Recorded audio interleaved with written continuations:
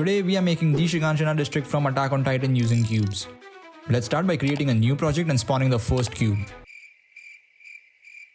The world of Attack on Titan is famous for its red rooftop houses, so we will begin by making those first. I spawned a cube to form the base of the house, then another cube for the upper floor. After spawning 2 cubes, I added another cube, which I rotated at a 45-degree angle to form the attic. The house does have this awkwardly shaped roof, but it doesn't matter when viewed from a distance. What does matter is the red rooftop. For this, I added another cube, scaled it down to 0.1 units and placed it over the rotated cube. I repeated this for the other side, and after applying materials, our house was ready. Notice how the house looks incomplete and pretty ugly? Yeah, well, I didn't. I realized it much later and did add details to the house. But for now, it's beautiful. Using reference images, I made 2 more house variations to avoid repetition in the city. I did plan to create more houses, but that day never came. Alright, putting the house aside, the next big challenge was making the walls. The walls in Attack on Titan have a repeating design, which makes my job easier because I could create one section and then duplicate it to complete the wall. My biggest challenge was ensuring the wall wasn't so large that the house looked tiny, and I clearly failed at that. The walls were much larger than the houses, forcing me to scale up the house so they didn't look small. After making one section of the wall, we can just duplicate it to finish the rest of the walls. But before creating the walls, I made the ground and applied a green material to it. Then I started placing and duplicating the wall sections one by one. Looking back at it, I could have written a script to instantly spawn all the walls in a line rather than manually duplicating them, but I'm not that smart. And here's the first part of the wall. Duplicating this part, I created the adjacent walls. And then came the difficult part, the curved section. Placing the walls in a semicircle with perfect rotation would require a lot of time, which I clearly don't have. Which is why I wrote a script to seamlessly place all the walls perfect. Yup, it doesn't work. And my second try didn't work either. But on my third try, yeah, I f***ed up again. It took me a few tries, but I finally got it right. And with that, the walls were done. And honestly, this looked like I was getting somewhere. There is a river flowing through the Shiganshina District. I used a cube and scaled it to create the river. And here you can see me struggling to apply a simple material to the cube. The river has banks on either side. This is where Armin, Eren and Mikasa sit together in the first episode before shit goes down.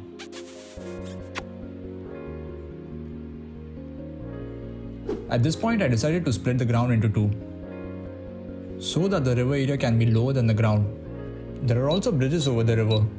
Using reference images, I started building the bridges with cubes.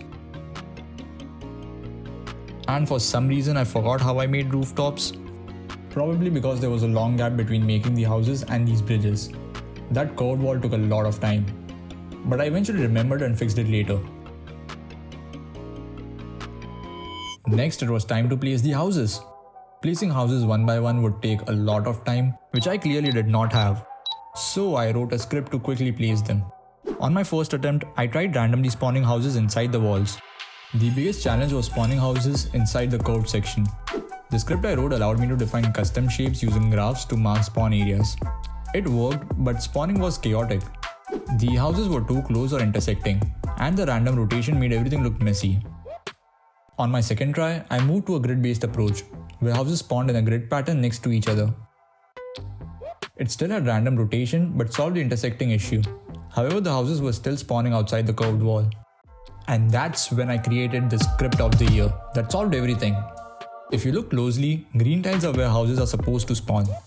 Red tiles over the river are excluded, and purple tiles near the curved walls are also excluded. I achieved this by creating a grid and allowing houses to spawn only within an ellipse.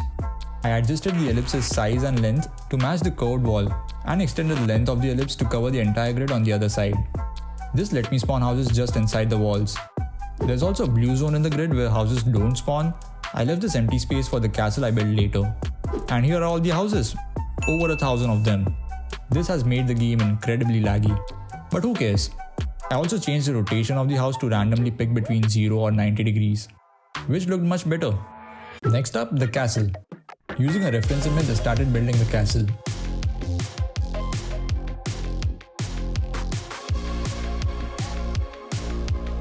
The reference image I was using had conical towers, but since cones are not equal to cubes, I had to change the design a little bit. And honestly, it didn't look that bad.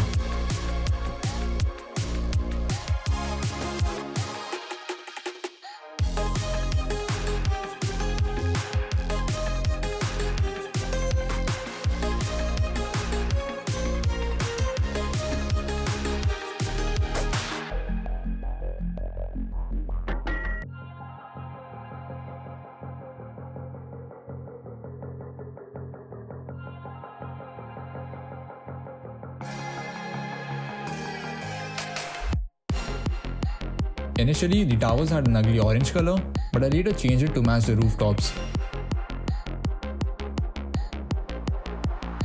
Coming back to the river, it was a solid blue cube, which looked boring. Using cubes does not mean it has to be boring. I then spent the next day trying to follow this shader tutorial to give the river a realistic look, adding waves and foam. Now it actually looks like a river, still a cube though. And after finishing the models, I changed the skybox. I wanted a stylized sky similar to Attack on Titan. I tried using an AI Skybox generator, but the results were terrible. After running out of free credits, I had to settle for a simple gradient. I also played around with directional lighting and added fog, but I didn't like fog that much, so I ended up scrapping it. Finally, I added details to the house models. Now I'm still using cubes for this, which is why I removed colliders from overlapping cubes to potentially avoid unnecessary collision calculations. The castle got the same treatment, with added windows and gateways for details. The last step was adding a first-person character to truly experience the game.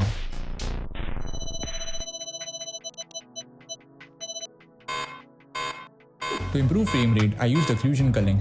Occlusion Culling is a technique used to only render objects which are visible in the camera's view. This is with Occlusion Culling and this is without Occlusion Culling. With Occlusion Culling, without Occlusion Culling. With Occlusion Culling, without Occlusion Culling. Also for fun, I added Grappling, following Danny's tutorial, so I could swing around the district like a true soldier using ODM gear. And there you have it, the entire Shiganshina District from Attack on Titan made with just cubes.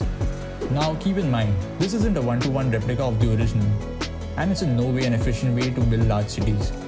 And since I only used default cubes, the poly count in our scene exceeded 1 million, which is really bad. Still, we did make an entire city using Unity's default cube, and that's an achievement in itself. Well, that's it for now. If you liked the video, like the video and subscribe. Bye.